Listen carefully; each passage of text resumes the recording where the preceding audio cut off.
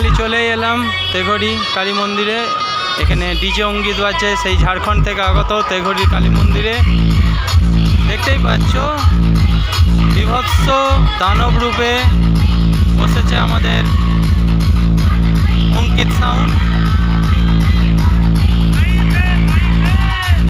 তো এখানে রাখা আছে 1 2 3 4 5 6 3 6 18 পিস 21 ইঞ্চি আছে। টোটালটাই 18 পিসের 21 ইঞ্চি টোটাল সেট আপ আছে। আর কালকে যে সেট আপটা প্রচুর পরিমাণে বড় ছিল, তাই প্রশাসনের চাপে সেটটা খোলা হয়েছে। তো এত ছোটো সেট আপে মোট চলছে 18 পিস। আর 18 দুগুণ 36টা স্পিকারেই অঙ্কিত সাউন্ড এলাকা কাঁপিয়ে দিচ্ছে। খুব সুন্দর সাউন্ড, খুব সুন্দর কোয়ালিটি।